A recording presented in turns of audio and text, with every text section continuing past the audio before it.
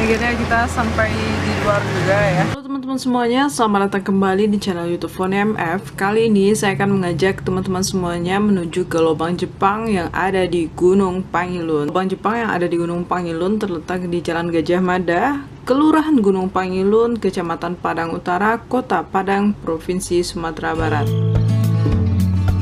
Oke teman-teman, tak ada salahnya kita datang ke sini dan berkunjung ke sini sehingga kita bisa melihat secara langsung seperti apa sih peninggalan bangunan pertahanan masa pendudukan Jepang di perbukitan Sumatera Barat era Perang Dunia II 1942 sampai dengan 1945. Ini kalau tinggi saya sekitar 167 diperkirakan ditambah lagi lebarnya lebih kurang nih 1 meteran mungkin.